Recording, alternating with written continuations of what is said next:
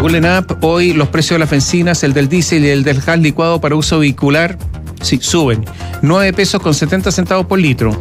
¿Qué pasó con la Bolsa de Comercio de Santiago? Ayer quedó a la baja. El selectivo IPSA perdió un 1,55. El índice general un 1,79%. En Estados Unidos, el Dow Jones aumentó un 1,88%. El Nasdaq subió un 2,05%. El dólar bajó 30 pesos con 30 centavos ayer. Quedó en 955 pesos con 90 centavos comprador y 956 con 20 vendedor. El euro se cotizó en 945 pesos con 42 centavos. La unidad de fomento para hoy jueves 29 de septiembre alcanza 34.230 pesos con 99 centavos. El precio del cobre ayer bajó un 1,63% en Londres, se transó en $3,33, a esta hora está en $3,38. ¿Qué pasa con el petróleo? El Brent, que sirve de referencia para Chile, subió un 3,64% en la bolsa de Londres, quedó en $89,35, está a la baja hasta ahora, en 88,34 centavos. En Nueva York, ahí se transa el WTI, este subió un 4,64%, quedó en $82,15 centavos el barril, hasta ahora están $82. Como les contábamos, la ENAP informó que las bencinas de 93 y 97 hectanos, además del petróleo diésel, además del gas licuado para uso vehicular, vuelven a subir en 9 pesos con 70 centavos por litro. Esta nueva alza se produce pese a los precios del petróleo, en donde el barril del Brent se cotiza, lo estábamos revisando, en $88 en promedio, lejos de eso sí de los niveles de $97 que mostraba a inicios de septiembre. Sin embargo, el investigador del Observatorio de Contexto Económico de la Universidad Diego Portales, Juan Ortiz, explicó que la escalada de casi 100 pesos en 2 semanas que registró el precio del dólar presiona al alza la inflación. Tenemos una incidencia importante al alza vía tipo de cambio y una incidencia a la baja producto de una caída en el margen del precio del petróleo Brent. Sin embargo, en neto, la incidencia total va a ser un incremento del precio de los combustibles y no solamente producto de la importante alza del tipo de cambio, principalmente, sino porque también tenemos un MEPCO acumulado tanto para las gasolinas como para el diésel. El precio del dólar completó ayer una segunda sesión consecutiva a la baja, con un marcado retroceso, ya lo contábamos recién, 30 pesos, desde 986 hasta 956 pesos. Es la mayor caída diaria desde la intervención cambiaria que impulsó el Banco Central a mediados de julio. La moneda estadounidense perdió fuerza a nivel internacional y acumuló una caída de casi 40 pesos en 2 días, lo que según César Valencia de Alpari Research responde a una corrección lógica después de su apreciación. Es lo que se denomina una toma de beneficios en lo que es el mercado financiero. Esto quiere decir que se deshacieron varias, en este caso, órdenes de compra que habían respecto de lo que es el dólar a nivel internacional, ya que el dólar venía mostrando una fortaleza contra todas las monedas, ya sean monedas emergentes, en este caso el peso chileno, pero también las monedas desarrolladas. En ese periodo no tuvimos ningún tipo de corrección.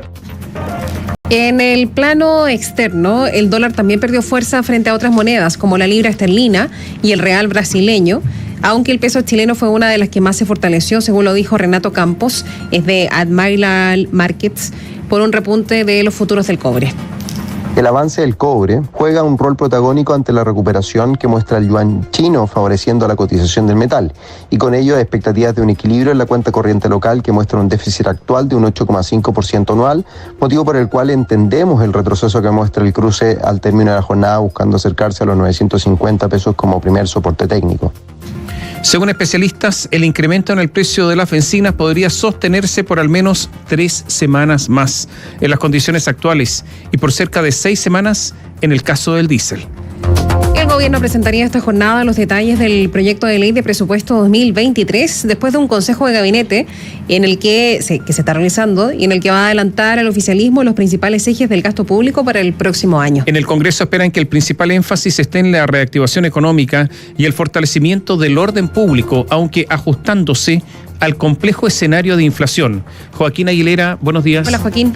Hola, buenos días. Sí, ya se cumplió este plazo final y como es tradición, antes que termine el mes de septiembre, hoy el gobierno va a dar a conocer los grandes ejes que va a tener la ley de presupuestos para el año 2023. Los últimos detalles, de hecho, se están entregando a esta hora en un consejo de gabinete que encabeza, por supuesto, el presidente de la República, Gabriel Boric. Eso está ocurriendo esta mañana. ¿Por qué? Porque el marco general de cuál va a ser la asignación de los recursos del sector público para el próximo año es algo que se va a conocer por la tarde, de no mediar ningún cambio en el diseño que que tiene pensado la moneda, será el propio presidente, el propio mandatario, el presidente Boric, quien dé los detalles en una cadena nacional a eso de las 21 horas. Es importante porque este va a ser el primer erario fiscal de la administración del presidente Gabriel Boric, que hasta ahora ha estado operando con un diseño que, si bien aprobó el Congreso del año pasado, fue propuesto por el presidente Sebastián Piñera. Esto es relevante en todo caso porque fue un presupuesto que fue aprobado por el Congreso, donde de hecho la comisión mixta que lo diseñó en ese momento estaba integrada por dos de sus actuales ministros, como por ejemplo el ministro de Vivienda, Carlos Montes, y también el ministro de Desarrollo Social, Giorgio Jackson. Es decir, un presupuesto que estaba pensado para dar cierta flexibilidad, pero que de todas formas es una herencia de la administración anterior. Por eso fue un presupuesto sobre todo con restricciones no solamente a nivel político, sino que también por el hecho de que obligaba a un cierto ajuste relevante respecto al exceso de gasto que se vio el año pasado. Un tema que, según el ministro de Hacienda, Mario Marcel, se va a poder normalizar ya hacia el 2023 después de hacer un esfuerzo importante de reducir el gasto público en torno a un 24% este año. Eso va a permitir mayor normalidad hacia el próximo año, por supuesto, con las propias prioridades que contempla este gobierno. Ejes centrales que reúnen cierto consenso, al menos en el Congreso Nacional, donde, por ejemplo, el diputado de la UDI, que integra la Comisión de Hacienda de la Cámara, Guillermo Ramírez, cree que, sobre todo, acá hay que resaltar temas como la reactivación económica y también mayores recursos para poder garantizar el orden público. La discusión sobre el presupuesto es siempre una discusión sobre las prioridades. Aquello que es prioritario es aquello a lo que se le destina más recursos. Y hoy día las prioridades en Chile están claras. Primero, la reactivación económica. Es importante que empecemos de nuevo a despegar. Segundo, la inflación. El presupuesto no puede crecer de manera demasiado excesiva porque si no, no vamos a parar la inflación. Y tercero, es el orden público. En el oficialismo no hay tampoco grandes matices al respecto. Claramente los grandes temas del gobierno hoy día son esos dos: reactivación económica o crisis económica versus también lo que es el poder controlar el orden público. Es algo que ha dicho incluso la ministra vocera de gobierno, Camila Vallejo, que donde el gobierno pone las palabras, también va a poner los mayores recursos. Este listado de partidas y de prioridades es compartido, por ejemplo, también por el diputado socialista Jaime Naranjo, que preside la Comisión de Hacienda de la Cámara y que incluso es más específico y recalca en qué ministerios debería estar el principal foco del gasto el próximo año. Los ministerios de Obras Públicas y de Vivienda son fundamentales porque generan inversión y generan empleo. Creo que el presupuesto también deberá crecer en economía para poder fomentar todo lo que es el apoyo a las pymes y micropymes. Debiera incrementarse también el presupuesto en el Ministerio de Agricultura para crear un fondo que garantice la seguridad alimentaria del país. Ahora, un primer aspecto relevante en términos más generales va a tener también que ver, más allá de dónde se ponen los recursos, con el escenario macro, los números gruesos de este presupuesto, donde el Ministerio de Hacienda ya ha detallado que se pretende hacer un presupuesto marginalmente expansivo, con un gasto que va a crecer entre 4 y 5%. Dicen que esto es posible por un ajuste importante que se está haciendo este año y que es importante también para darle un sello reactivador a un presupuesto que se va a dar en medio de una recesión económica en Chile. Un escenario complejo en todo caso, tomando en cuenta los datos de inflación, que por supuesto ponen ciertas restricciones a la política fiscal que tiene que estar en línea con el esfuerzo que está haciendo el Banco Central para contener el alza de precios. Frente a ese escenario, el diputado de Renovación Nacional, Miguel Mellado, cree que va a ser fundamental no solamente lo que pueda hacer el gobierno respecto a controlar este aumento del gasto, sino que también revisar dónde puede haber programas mal evaluados que se pueda reducir justamente el nivel de recursos públicos.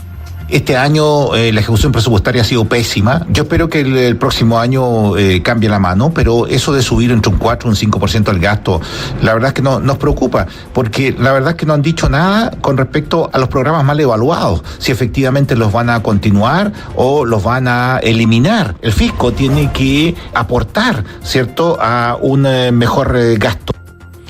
Ahora, por supuesto, están de por medio también los temas sectoriales. En la moneda han adelantado que va a haber un énfasis importante, por ejemplo, en temas de salud, sobre todo en este escenario, entre comillas, post-pandemia, pero también un énfasis relevante, sobre todo en materia de reactivación. Ha sido parte relevante también del plan Invirtamos en Chile, en aspectos como investigación y desarrollo. Podría haber, de hecho, una partida especial donde se reúnan todos los recursos que van a estar destinados a justamente estos temas que son, sobre todo, de exploración. Podría haber un énfasis importante, al Ministerio de Ciencias, pero también ahí se puede intentar acelerar lo que son los proyectos relacionados con el litio o el hidrógeno verde. En todo caso, más allá de esos temas sectoriales, cuando uno consulta en oficialismo, en la oposición también, el tema central sigue siendo seguridad pública y orden público. Es lo que describe también el diputado de la Democracia Cristiana, Ricardo Cifuentes, quien cree que acá el gobierno no debe solamente pensar en cuántos recursos va a asignar a esta partida, sino que también ver cuál va a ser su mensaje en esta materia.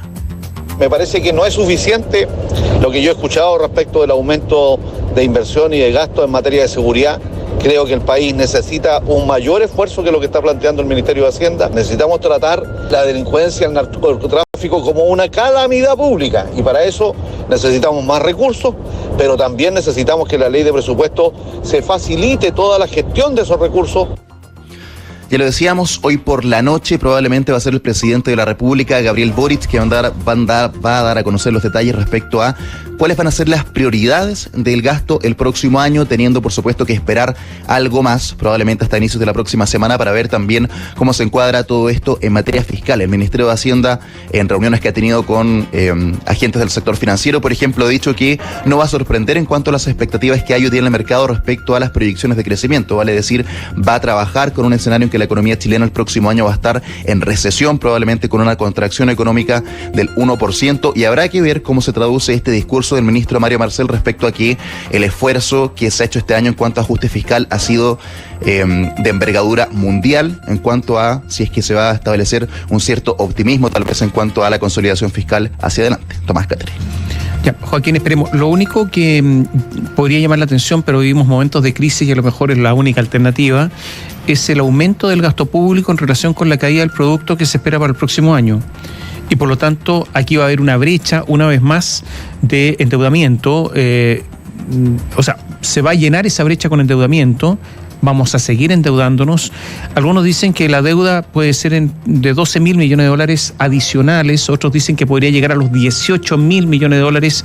Hay un recuerdo amargo con lo que pasó respecto a la reforma tributaria de Michelle Bachelet, en que se dijo ingresos permanentes para gastos permanentes con esa reforma. Eso no se cumplió bajo el gobierno de Bachelet, prácticamente sin crisis, según gobierno Bachelet II, prácticamente se dobló la deuda pública en una irresponsabilidad enorme de quienes gobernaban en ese momento, y todos se están mirando qué va a pasar con la reforma tributaria, qué va a pasar con los gastos y qué va a pasar con la deuda pública, que comienza a golpear. Hay que pagar intereses carísimos por esa deuda, los intereses han subido y está cayendo la clasificación de riesgo, y por esa razón además hay un incremento los intereses, porque Chile es más riesgoso por la deuda.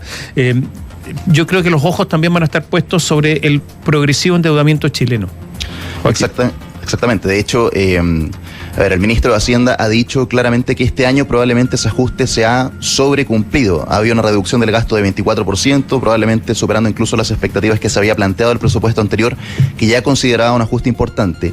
Eso lo ha refrendado también el Consejo Fiscal Autónomo. Ha dicho que las cifras son mejores de lo esperado y que probablemente para el próximo año, y lo que va a estar incorporado en este presupuesto, se puede hablar de un déficit que va a ser del 2,3%, lo que es incluso más bajo del 2,6% que se había planteado como inicio de esta meta de convergencia para llegar a niveles más sanos o cerca del 0% el año 2026, pero también con la advertencia de que son temas transitorios y que probablemente esa mejoría de las cuentas fiscales tiene que ver con un mejor crecimiento leve este año, y que no por eso el Ministerio de Hacienda tiene que entusiasmarse, por así decirlo, y que de hecho advierte también que si se comprometen gastos en base a una recaudación que eventualmente podría no cumplirse la reforma tributaria, eso claramente va a llevar nuevamente a niveles poco prudentes en las cuentas fiscales de aquí al año 2030. Así que claramente ese es el mensaje, y que probablemente habrá algo de espacio el próximo año, pero tampoco es para justamente relajarse en materia de consolidación fiscal. Gracias, Joaquín.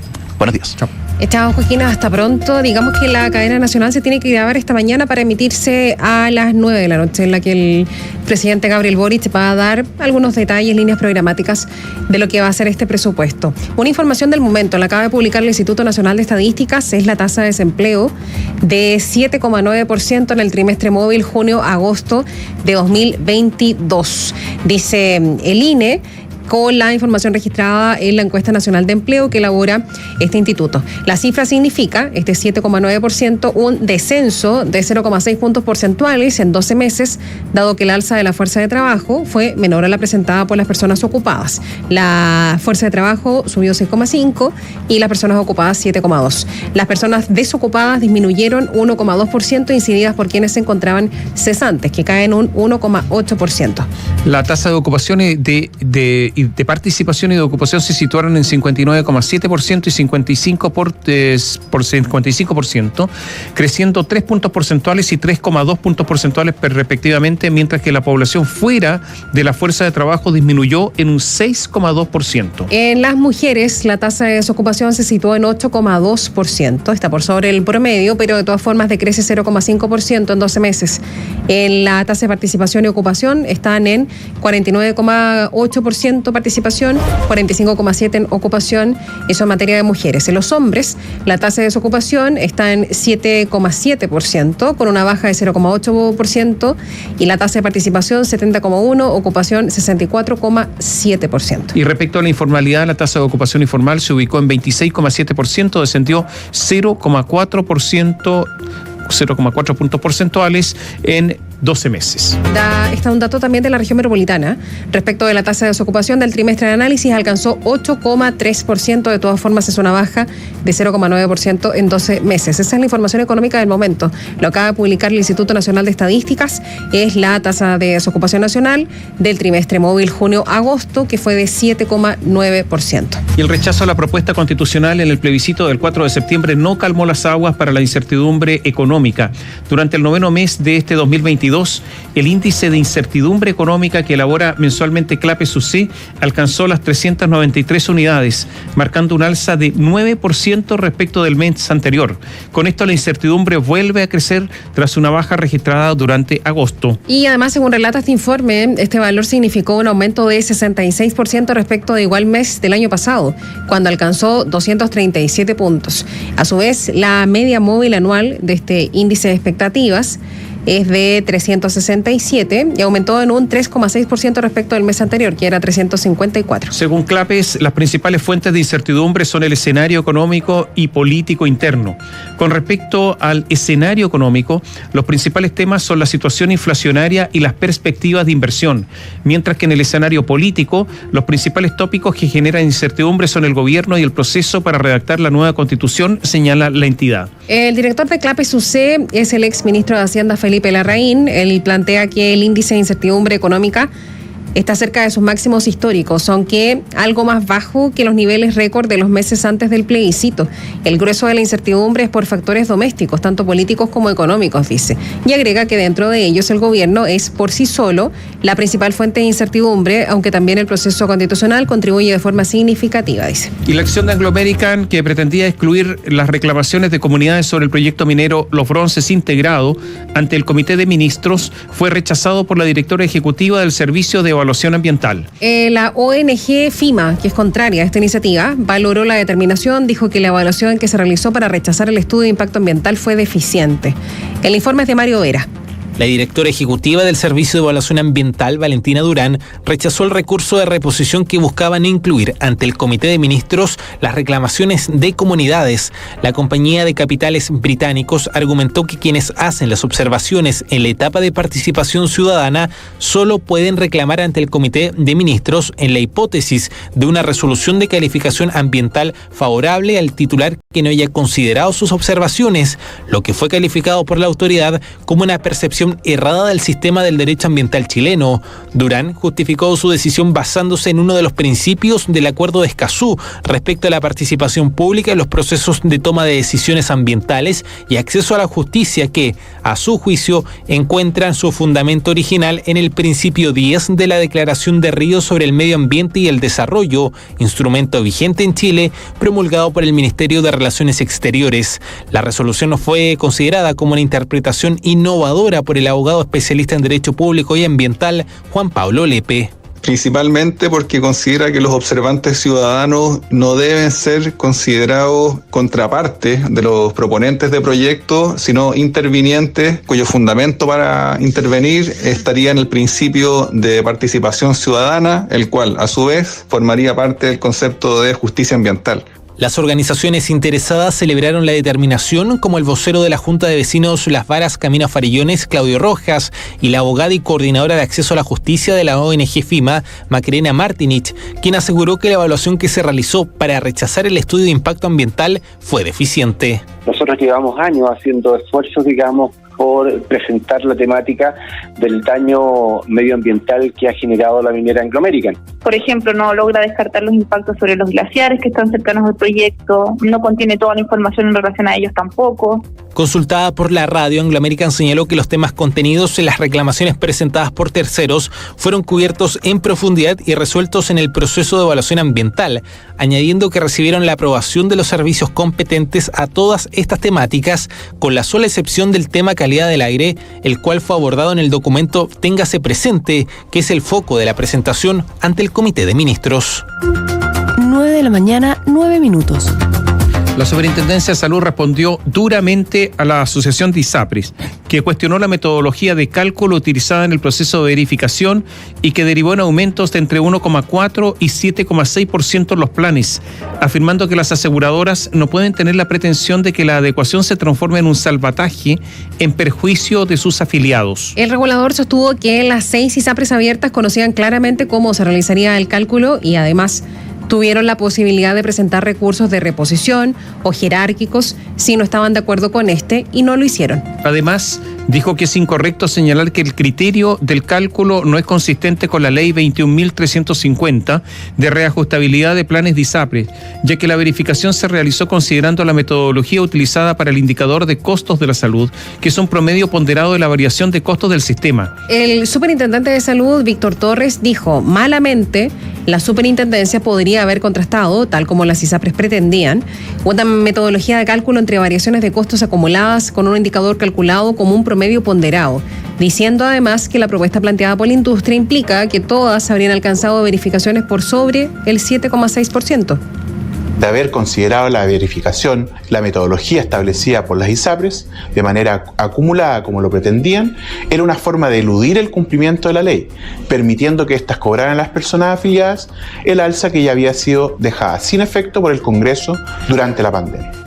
En esa línea, acotó: en ningún caso consideramos que estos emplazamientos sin fundamentos contribuyan o faciliten el diálogo, el que siempre debe darse dentro del marco legal y sin afectar arbitrariamente a las personas. Lo anterior en medio del congelamiento de la mesa de trabajo que llevan adelante con el Ministerio de Salud. El martes, la Asociación de ISAPRES estimó en 94.000 millones de pesos las pérdidas que generará el nuevo proceso de adecuación, enfatizando en que las acciones del regulador estarían impactando aún más la sostenibilidad financiera del sector.